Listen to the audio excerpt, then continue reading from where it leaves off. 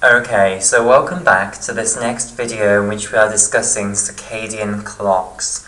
Okay, right, so we've just been discussing the well-understood part of the mammalian circadian timing system. We've discussed this example of a transcriptional translational feedback loop circadian clock, which is present within most cells of a mammal's body. Okay, and we've discussed how all of these transcriptional translational feedback loops in all of these peripheral cells are kept in synchrony with the light-dark cycles via the suprachiasmatic nuclei. Okay, so the suprachiasmatic nuclei are these two structures in the brain, okay, which have their circadian clocks in synchrony with the light-dark cycles, kept in synchrony with light-dark cycles by information coming from the retina about the light-dark cycle, okay? And then they are responsible for then making sure that all the other cells of the body have their circadian clocks in synchrony with the light-dark cycle as well. Okay, right. However, at the end of the previous video, what I said is that this can't be the entire story, okay, because there are cells in the human body that show circadian rhythms even though they cannot possibly have transcriptional translational feedback loops. Okay, so the key example being red blood cells. They have circadian rhythms, but they can't have this transcriptional translational feedback loop that we've discussed involving period and cryptochrome proteins because they don't have a nucleus. Okay, and having nucleus, having DNA is utterly essential for a transcriptional translational feedback loop to actually be operational within a cell. Okay, and you might say that maybe they're just responding to the different levels of these hormones in the blood. We've seen that cortisol, melatonin, in addition body temperature might be communicating to the cells what time of day it is, basically. You know, there are all of these circadian oscillations that are occurring on the whole body level. Maybe the red blood cells are just responding to those, okay, and using those to guide their behaviour. Okay, well, we can shoot that one down by the fact that if you take a red blood cell out of the body where it will no longer be exposed to these circadian rhythms of hormone levels and also other things like body temperature, then it still displays circadian rhythms of its own. So it must have some sort of circadian clock of its own. Okay, and this circadian clock must be different from the transcriptional translational feedback loop example that is well understood. Okay, so basically these red blood cells must have some sort of circadian clock in them that doesn't rely on transcriptional translational feedback loops. Okay, and such circadian clocks that are not transcriptional translational feedback loops are called post-translational oscillators. Okay, they are some biochemical oscillator that doesn't involve a change in transcription and translation. Okay, the protein is made and then something else about the protein oscillates rather than its transcription and translation level. Okay, so post-translational oscillators are the other types of circadian clocks that are not transcriptional translational feedback loops. Okay, now the one that's in red blood cells in mammals is not well understood.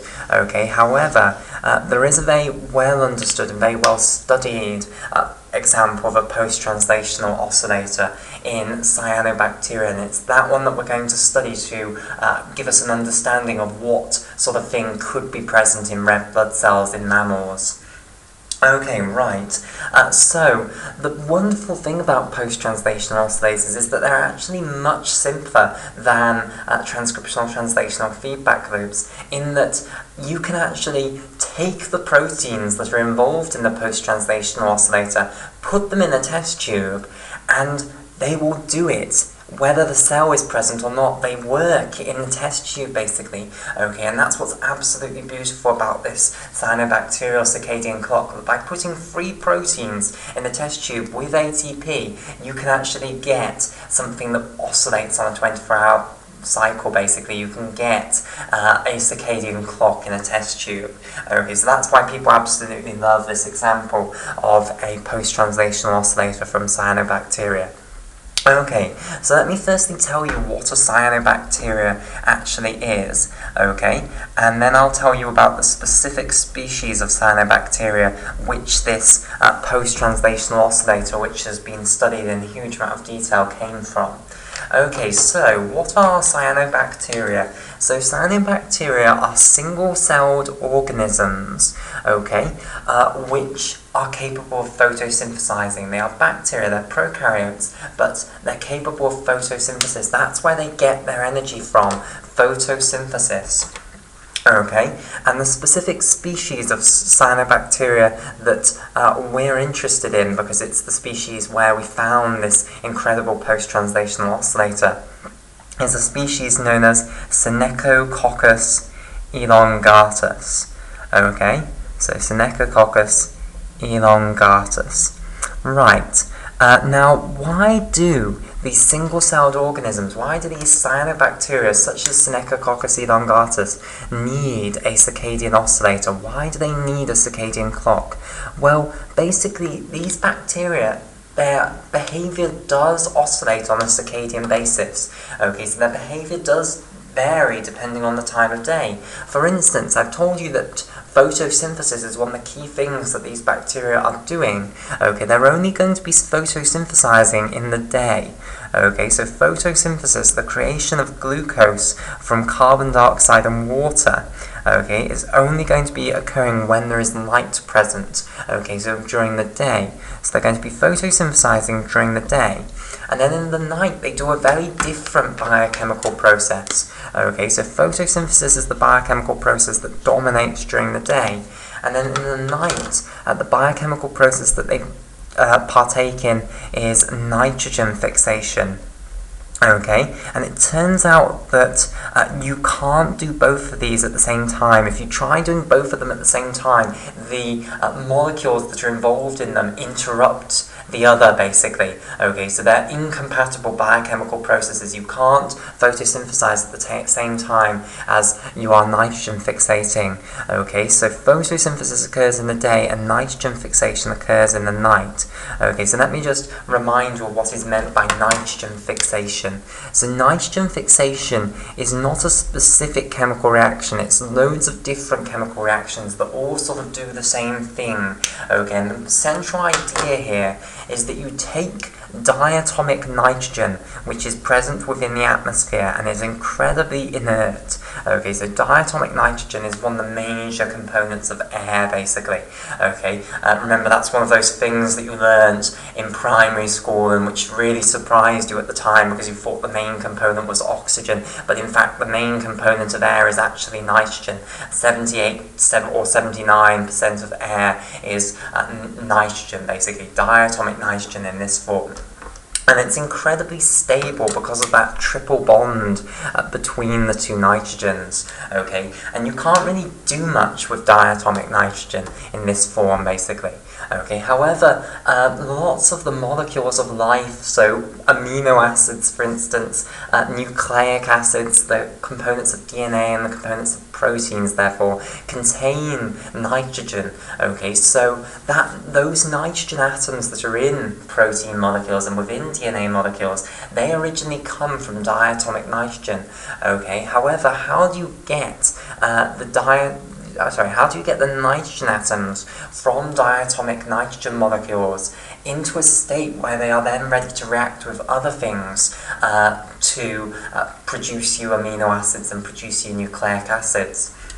Okay, well that's the process of nitrogen fixation, the reaction which takes diatomic nitrogen and basically converts it into more reactive molecules that have nitrogen in, okay, which can then be used to react with other things to create you the foundational units of life, basically. Okay, so one of the key things that you can turn the diatomic nitrogen into is things like ammonium ions. You can move the nitrogen atoms from diatomic nitrogen into ammonium, which is much more reactive than diatomic nitrogen. So nitrogen fixation just means taking nitrogen atoms out of these diatomic nitrogen molecules, which are incredibly unreactive, and putting them into molecules that are much more reactive, which can then be used to make other molecules that you need, which are going to contain nitrogen atoms. Okay, so for instance, turning diatomic nitrogen into ammonium ions would be an example of nitrogen fixation. Also, converting it into things like nitrate ions and things like that is another example of nitrogen fixation. Okay, so at night, the cyanobacteria are going to be fixating nitrogen, basically, and these two chemical reactions cannot occur at the same time, basically. Photosynthesis is incompatible with nitrogen fixation, so they have to be done at separate times. Okay, so Synechococcus elongatus, it has this oscillation in its behaviour. In the daytime, it's photosynthesizing. In the nighttime, it is nitrogen fixating. Okay, now, as I said right at the start, you might think that these bacteria would just respond to the light dark. Okay, so when it's the light, they'd be activating the photosynthesis pathways, and then when it's dark, they'd be activating the nitrogen fixation pathways and inactivating the photosynthesis pathways. However, it's cleverer than that. They do in fact have a circadian clock which is managing all of this, basically. Okay, a circadian clock which gets all of the things ready for the light-dark cycle, basically. A feed-forward system that can predict when it's going to be light and when it's going to be dark, and can get the enzymes for photosynthesis ready in preparation for when it's going to be light, and get the enzymes for nitrogen fixation ready in preparation for when it's going to be dark. Okay, right, so that's sort of like the motivation for why these cyanobacteria have a circadian clock. The next thing to say is that this circadian clock in cyanobacteria is a post-translational oscillator. It's not a transcriptional translational feedback loop. Okay, and you can reconstitute the cyanobacteria circadian clock by putting 3 proteins in a test tube with lots of ATP. Okay, so without further ado then, let me now tell you the names of these 3 proteins that you can put into a test tube from the Cyanobacteria Synechococcus elongatus, and it will reconstitute you a circadian clock. Okay, so they are called ChiA, ChiB, and ChiC. So there's ChiA, ChiB, and ChiC. Now, before I actually tell you what it is that is oscillating, well, actually, I suppose I could give you the one-liner. What is oscillating is the phosphorylation state of ChiC. Okay, and ChiA and ChiB are involved in helping the phosphorylation state of ChiC to oscillate. Okay, so that's the one-liner of what this is going to all be about. Okay, but before we actually discuss that in more detail, I need to actually tell you about ChiC. Okay, so we're going to chuck ChiA and ChiB aside for now. We'll come back to them. They are less important than ChiC. They are very important. Without them, the circadian clock won't work. But ChiC is the central one. It's the one that actually has the oscillation occurring in it. So what I'm going to firstly do is I'm going to tell you about ChiC. We'll then talk about what the actual oscillation, what is actually oscillating over a 24-hour period once we've got this understanding of ChiC. Okay, and then we'll talk about how it's actually made to oscillate like this, and that will bring us on to ChiA and ChiB, which manage the phosphorylation of ChiC. Okay, right, so let me now talk then about ChiC. So firstly I'll show you the structure of a single ChiC protein, or rather how I'm going to draw a single ChiC protein. I'll show you a cartoon of the structure of a ChiC protein.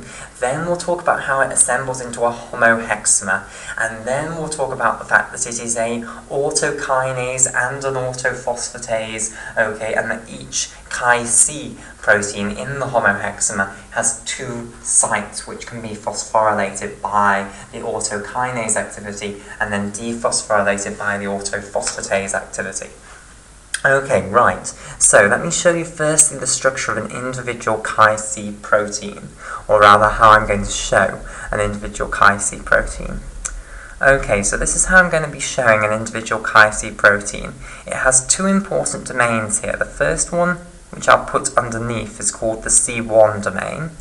Okay, the second one up here is called the C2 domain, and then here what I'm going to have is what's called the C-terminal tentacle. Okay, so the C1 domain down here is at the amino terminus of the protein. So ChiC is an individual polypeptide. The amino terminus is down here. The first important domain is then C1. Then the second important domain is this C2 domain, which I'll colour in blue here. Okay, and then finally you have this structure pointing up from the C2 domain, which isn't trivial, this will be important, okay, which is called the C-terminal tentacle, okay, and then you'll have the C-terminal out here. Okay, so this is called the C-terminal tentacle. Okay, and this is going to be extremely important, okay, for the ChiA proteins to interact with. Okay, right, so that's the C-terminal tentacle. So that's the individual structure of a single ChiC monomer, okay? However, ChiC is going to function not as a monomer, but it's going to function as a hexamer, basically. Okay, so ChiC proteins are going to form what's called a homohexamer, okay, which means that you're going to have 6 identical subunits put together into a hexamer like so. So I'll now draw this. So what I'm doing is putting 6 of these together like so. Okay, so here are the 6 C1 and C2 domain portions here. Okay, and I'll just split it up into C1 and C2 domains below. Okay, or rather C1 below and C2 above. Okay, so it will become more apparent if I colour this in most likely. So here are the C2 domains of all of these ChiC proteins in blue here. Okay, and then below we'll have all of the C1 domains. Okay, so we have put 6 of these ChiC monomers together to get this homohexamer of ChiC. So that's the important piece of terminology here. This is a homo meaning the same, and then hexamer meaning 6-membered structure. Okay, so all of the 6 things that we have put into this structure are the same, hence it's a homohexamer. Okay, right. Now each one of the monomers in that ChiC homohexamer will then have a C-terminal tentacle stretching up from the top. So I'll add on now the C-terminal tentacles. So here are the C-terminal tentacles stretching up, and I'll colour those in green once again. So we now have 6 C-terminal tentacles pointing up from the top of the homohexamer in this sort of birthday cake picture that we've got here. Okay, right, so that's the structure of a ChiC homohexamer. Okay, so in the Cyanobacteria, Synechococcus elongatus, we will have ChiC proteins being produced and being assembled into these homohexamers. So you've got lots of these homohexamers floating around in the cytoplasm of the Synechococcus elongatus. Okay, right. So now the important concept that I need to tell you about is that every single one of the ChiC proteins has 2 really important phosphorylation sites. Okay, so let me now tell you about these. So in the C2 domain, okay, the ChiC proteins have these 2 really important phosphorylation sites. One is a serine residue and the other is a threonine residue. So S here is for serine, which is an amino acid residue with an alcohol group as its side chain. I'll just show you the R group of serine. Okay, so serine has a methylene group, then with an alcohol group as its R group. Okay, so this is the R group of serine, and it's that alcohol group that can then have a phosphate group attached onto it via a phosphoester link. Okay, and we are representing serine by its single letter amino acid code, which is S.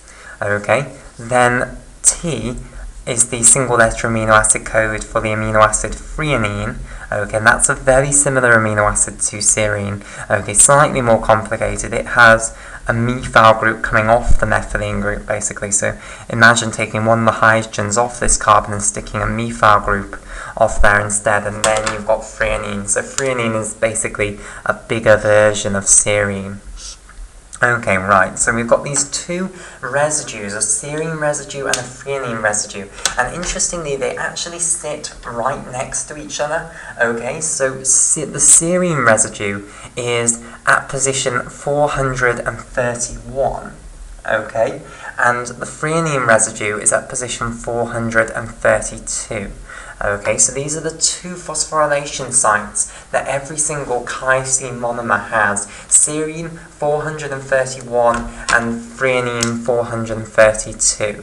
Okay, so a ChiC monomer then can have phosphate groups added onto these two separate phosphorylation sites. Now, where are these phosphorylation sites? Where are they actually located?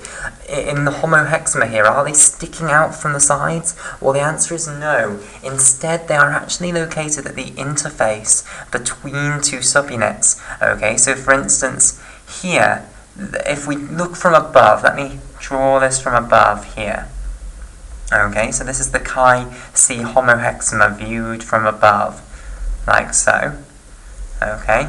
The serine and threonine residues of each one of these C2 domains will be on one side, basically, of the C2 domain, facing its neighbour, okay? And I don't actually know which side it is, whether it's this side or it's this side, okay, but it will be on one of the sides, so let's say it's on this side here.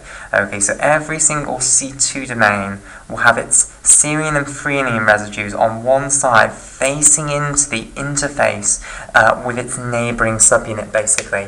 Okay, and those sites basically are going to be where the serine and threonine can be phosphorylated. So that's going to be where this ChiC homohexamer can function as an autokinase or autophosphatase. Okay, so let's now talk about this idea of autokinase and autophosphatase. Okay, so we've discussed that all of the ChiC monomers in this ChiC homohexamer have a serine and a threonine residue on one side of them that faces into the interface with their neighbour. Okay, and I do think that it is this side, okay, the sort of clockwise side of the ChiC monomers, if I remember the pictures that I have seen. Okay, but it might be the other side. Okay, basically, those serine and threonine residues can be phosphorylated, but what are they actually being phosphorylated by? They do require some external enzyme to come in and phosphorylate those serine and threonine residues? Well, the answer is no. The homohexamer like this can actually function as an autokinase and an autophosphatase. Okay, so we'll start off with autokinase. So auto means self. Kinase means phosphorylating enzyme, so this means that they are capable of phosphorylating themselves, basically. Okay, and they actually have 6 autokinases, one at each of these interfaces. So there'll be an autokinase here, there'll be an autokinase here, an autokinase here, an autokinase here, and so on. Okay, and all of these 6 autokinases are then capable of phosphorylating the serine and threonine residues in that interface, basically. Okay, right, so that's what is meant by an autokinase. Now, the enzyme isn't just capable of phosphorylating those serine and threonine residues on the C2 domain, it can also actually remove the phosphate groups from those serine and threonine residues, so it's also actually an autophosphatase. Okay, so a phosphatase is an enzyme which can remove phosphate groups from things. Okay, auto again means self, so this is an enzyme which can remove phosphate groups from itself. Okay, so in each of these little spaces here, at each one of these interfaces, the serine and threonine residues facing into that interface on one of the ChiC monomers can be phosphorylated by the ChiC homohexamer itself, and it can also be dephosphorylated by the ChiC homohexamer itself. Okay, and when they do add these phosphate groups onto serine and threonine residues, they will require ATP. Okay, so they'll get the phosphate group for that from ATP. Okay, right. So that's what I mean by saying that the ChiC homohexamer has this autokinase activity and autophosphatase activity. It has these 12 phosphorylation sites, 6 serines and 6 threonines at each one of these interfaces, basically, on each one of the ChiC monomers, okay? And basically the structures nearby those serine and threonine residues at the interfaces are capable of adding phosphate groups onto them and also then removing them, okay?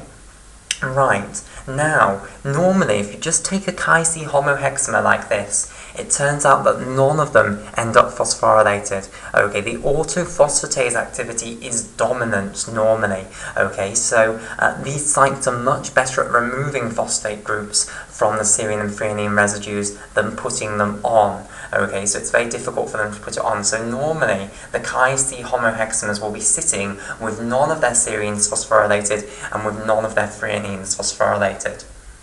Okay, however, they can be induced to put phosphate groups on those serines and threonines by some of these other Chi proteins, specifically the ChiA protein. Okay, and so what I first thing I want to tell you before going on to what ChiA is going to do is what then is actually oscillating on a 24-hour basis. So it is the phosphorylation state of these ChiC homohexamers inside the Synechococcus elongatus cyanobacteria that is actually oscillating on a 24-hour basis. Okay, so let me now draw one of these graphs here. Okay, right. Let me put time on the x-axis again, so 0, 4 o'clock in the morning, 8 o'clock in the morning, midday, okay, 4 o'clock in the afternoon, 8 o'clock in the evening, and then midnight. Okay, right, and now on the y-axis we want to have how phosphorylated the ChiC homohexamers are. Okay, so they're going to go from having no phosphate groups on them, basically, to having 12 phosphate groups on them, 6 on the 6 serines and 6 on the 6 threonines. Okay, and that is going to take 12 hours, basically. Okay, so this is showing basically how many phosphate groups you've got attached onto the ChiC homohexamer. Okay, so this will be 0 and this will be 12, and this is happening for all of the ChiC homohexamers in the cell. Okay, so at 8 o'clock in the morning, okay, at the sort of dawnish sort of time, early morning, you'll have no phosphate groups on any of those serine and threonine residues. Okay, so you'll start off down here, and then it's quite similar actually to the way that period and cryptochrome, or rather, sorry, period and timeless oscillate in the Drosophila cells. Okay, so it starts off really low at 8 o'clock, and then it's going to go up throughout the day. Okay, so those phosphate groups on the ChiC homohexamers are going to be being phosphorylated during the day. It'll go up to a maximum of all of them phosphorylated at 8 o'clock at night. Okay, and then it will start falling back down. Okay, so now by midnight it will have fallen down somewhat. Okay, and then it will continue on falling back down through the morning until it gets back down to none of them for the next cycle at 8 o'clock in the morning, basically. So, whoops, I'll just try and get that on the actual line here. So this is how the phosphorylation of the ChiC homohexamers varies on a 24-hour basis then. Okay, it goes from the minimum at 8 a.m. in the morning to the maximum at 8 o'clock in the evening. Okay, and this will be happening for all of the ChiC homohexamers that you have in the cyanobacterial cell. Okay, right, so that's lovely. Now we understand what it actually is then that is oscillating on a 24-hour basis. It's how phosphorylated these ChiC homohexamers inside the cyanobacterial cytoplasm are, basically. That's what is oscillating on a 24-hour basis. What we now want to ask is, how is this actually achieved? Okay, how is this actually orchestrated? Because we know if you just leave a ChiC homohexamer on its own, it's not going to do this. all it will do is just stay at 0, 0, 0, 0, 0, because the autophosphatase activity is dominant over the autokinase activity. So something has to obviously change the dominance of the autophosphatase activity over the autokinase activity in order to get it to actually start phosphorylating its serine and threonine residues. Okay, right, and this thing that causes it to change is the ChiA protein, basically. Okay, so let's now introduce ChiA. So another one of these proteins that you need to put in the chest tube to actually get this circadian oscillation, basically. Okay, right, so ChiA functions as a dimer then, so let me just show you ChiA here. So this is going to represent my ChiA dimer here. Okay, now, what does the ChiA dimer do? Well, it interacts with our ChiC homohexamer, basically, okay, in ways that aren't particularly well understood, but what we think happens is ChiA continuously binds to C-terminal tentacles of our ChiC homohexamer, and then changes the autokinase and autophosphatase tendencies of the ChiC homohexamer. Okay, so we think what's happening from 8 o'clock till 8 o'clock in the evening, so from 8 a.m. to 8 p.m, we think that what's happening is the ChiA dimers in the cytoplasm of the Synechococcus elongatus are interacting with the C-terminal tentacles of the ChiC homohexamer here. Okay, and we think it's a continuous binding to the C-terminal tentacles and then coming off the C-terminal tentacles and then binding again and then coming off. There's some sort of interaction, however, with the C-terminal tentacle region of the ChiC homohexamer. Okay, and this interaction between the ChiA dimer and the ChiC homohexamer changes the tendency of the ChiC homohexamer towards autophosphatase activity over autokinase activity. Okay, so autokinase activity is now going to start to become more dominant over the autophosphatase activity. Okay, and the ChiC homohexamer starts phosphorylating residues within it, basically. Okay, now, in the case of every single one of the ChiC monomers here, it is the threonine 432 that gets phosphorylated first. Okay, so people often show this like so. They put S/T like so, and this represents a ChiC monomer where the serine and threonine are not phosphorylated. Okay, and then we'll have a flow diagram. It will go firstly to the state where the serine is unphosphorylated and then the threonine is phosphorylated, and then finally it will go to the state where both of them are phosphorylated. So you've got a phosphate group on the serine and a phosphate group on the serine. A phosphate group on the serine and a phosphate group on the threonine. Okay, so basically my message here is that in the case of every single ChiC monomer in the ChiC homohexamer, it is the threonine at position 432 that gets phosphorylated first. Then what will happen is you are then capable of phosphorylating the serine residue there. Okay, so throughout the day then, from 8 a.m. to 8 p.m, ChiA dimers will be working very hard on the ChiC homohexamers to induce first the phosphorylation of the threonine 432 at each one of these sites here, okay, and then the serine 431 at each one of those sites, okay, and throughout the day the number of phosphorylation sites that will actually be phosphorylated will be growing until it reaches that maximum at 8 o'clock in the evening, and this will be happening for all of the ChiC homohexamers in the cyanobacterial cytoplasm. Okay, right. Then, once you have got all 12 sites of the ChiC homohexamer phosphorylated, then something very different happens. Okay, so now all of these sites are phosphorylated, so I might just actually show this. Okay, so now I'll draw this slightly more simply. Okay, I'll just draw it where we're looking at it from the side, rather than trying to draw a three-dimensional sort of picture. Okay, so here are 3 ChiCs that we can see because we're only looking from one side, so we're not looking in the three-dimensional sort of aspect anymore. We're only seeing one side of it here. Okay, so here are 3 3 ChiC2 domains. Here are the 3 ChiC1 domains, here in red. Okay, and here are their 3 C-terminal tentacles, here in green. Okay, right, and now we're going to have all of those phosphorylation sites phosphorylated, so I'll show this by putting phosphate groups on the side of them here, and of course these would really be at the interfaces, but just to show this simply, I'll put those 2 dots there.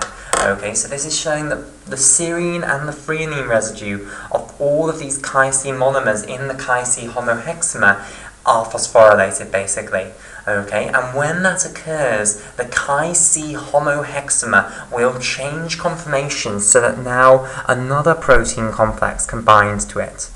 Okay, which I'll show here. Okay, and this is a tetramer of 4 Chi-B proteins.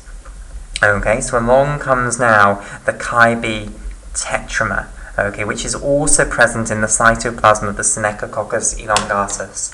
Okay, so I'll just highlight this up in yellow here. So here is the Chi-B tetramer here. Okay, right, so at 8 o'clock in the evening, when you're getting these fully phosphorylated ChiC homohexamers, what will then happen is the Chi-B tetramer, which is in the cytoplasm, or rather the Chi-B tetramers, which are in the cytoplasm, there's not just one, will start to bind to these fully phosphorylated ChiC homohexamers. Okay, and when the Chi-B tetramer binds there, it now somehow stops the ChiA dimer from being able to interact with the ChiC homohexamer. Okay, so it's going to block ChiA dimers from being able to interact in this way that we've now studied with the ChiC homohexamer. And some people think that this is through a direct sequestering of the ChiA dimers away. Okay, but that's still controversial. It might just be that they stop the ChiA dimers from being able to bind to the C-terminal tentacles by triggering some sort of conformational change. Okay, but what is sure is that when the Chi-B tetramer binds here, no longer can Chi-A dimers actually produce their autokinase activating effect on the ChiC homohexamer. So now Chi-A dimers are effectively unable to interact with the ChiC homohexamer. Now, what happens when the Chi-A dimer is no longer capable of interacting with the ChiC homohexamer? Well, the ChiC homohexamer is effectively on its own now. Okay, it goes back to having its old tendencies. Okay, and in its old tendencies, it favored autophosphatase activity over autokinase activity. Okay, so now what's going to happen is you're going to start getting these phosphate groups removed from these serine and threonine residues on each of the ChiC monomers, basically, in the ChiC homohexamer. Okay, and annoyingly, it occurs in the opposite order to the way that they put them on. So each ChiC monomer will have its threonine phosphate group removed before its serine one. So it will go to the PST state now, where it's got a phosphate group on the serine residue but not on the threonine residue, before it then actually returns to the serine threonine state. And I suppose I should have tried to make it into a cycle and had the arrow going to there. So get rid of that bit, and there's a nice cycle.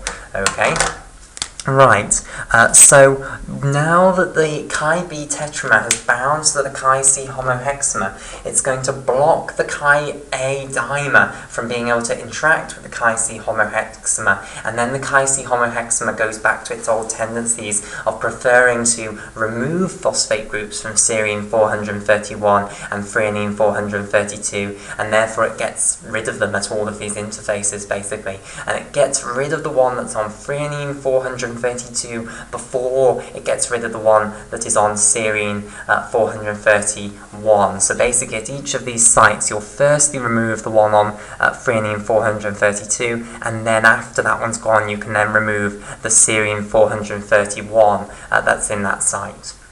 Okay, right, and that will obviously return you back down to being in the state where you have no phosphate groups on any of the serine and threonine residues. So that's what's happening throughout the night. The phosphates are being cleaved off until we get back to 8 AM in the morning here, where we have no phosphate groups attached anymore. And when ChiC homohexamers have no phosphate groups attached, then what will happen is the Chi-B tetramer will break off. Okay, so the Chi-B tetramer binds once you've got all of the phosphate groups phosphorylated, okay, but then even once the phosphate groups start being removed, it doesn't cleave off yet. It only cleaves off once you then have removed all 12 phosphate groups. Okay, so once you're back in the fresh state, it will then cleave off, and then of course the cycle can go on and on, basically. Okay, the ChiA dimer can then come and interact again with the C-terminal tentacles of the ChiC homohexamer, okay, and then it can continue on. You'll go back up here, and this goes on and on and on. Okay, right, so that then is the post-translational oscillator present within the Synechococcus elongatus. Okay, right, now I just want to talk a little bit about how this circadian oscillator then actually produces an effect within the cell, okay, because this is all well and good. You've got this circadian clock within the cell, okay, but we need a way of actually translating this circadian oscillator that's occurring within the cell into an actual change in the behavior of the cell, basically. How does this circadian oscillator being at a different point in this oscillation cycle actually affect the behavior of the cell? Okay, so let me now talk about this. So basically, when the ChiC homohexamer is in this fully phosphorylated state where it has the 12 phosphate groups attached to it, we discussed that at that point something changes in the C1 domains here that then allows the Chi-B tetramer to bind there. Okay, however, it's not just the Chi-B tetramer that can bind there. Other things can bind there before the Chi-B tetramer actually gets a chance to bind there. Okay, so let me now talk about these other things which can bind there. Okay, so I'll just draw this picture out again. So we're viewing from the side. Here are our 3 ChiC monomers in the ChiC homohexamer. Okay, and I'll just colour in the different portions. So here are the C2 domains here in blue. Here are the C1 domains here in red, okay, and here are the C-terminal tentacles here in green, okay. Then we've got our 12 phosphate groups attached onto the 6 serines and 6 threonines, okay. We can obviously only see 6 of these phosphorylation sites, but on the other side we have the equivalent, okay, and this has caused this change in the C1 domains that is now allowing some protein to come and bind there, okay, and we've discussed Chi-B tetramers are one of the things that can bind there, but before the Chi-B tetramer gets an opportunity to bind there, another protein is capable of binding here, okay, and this is the enzyme SAS-A, okay. Right, so I'll just colour this in here in orange. So SAS-A is a special type of enzyme called a histidine kinase enzyme, which is capable of phosphorylating histidine residues within proteins. Okay, now histidine kinases are not something that you find in human cells. Okay, they're something which is reserved to bacterial cells. Okay, so SAS-A, this histidine kinase, can come and bind onto our ChiC homohexamer once it's in the fully phosphorylated state, and then it's actually capable of autophosphatase activity. It can stick a phosphate group onto itself. Okay, so here it's stuck a phosphate group onto itself now, and then a very special property of bacterial histidine kinases is that they're capable of doing something called phosphorelay, okay, which is where they firstly phosphorylate themselves, as I've just described, and then they transfer the phosphate group that they've put onto themselves onto some other protein, okay, and this is again a feature of bacterial histidine kinases, so if you're not familiar with this sort of stuff, don't worry, it's because humans don't have this sort of system in their cells, okay, it's something that's reserved to bacterial cells. So histidine kinases, often they can phosphorylate themselves and then they transfer the phosphate group that they've put onto themselves onto another protein, basically, and this concept is called phosphorelay.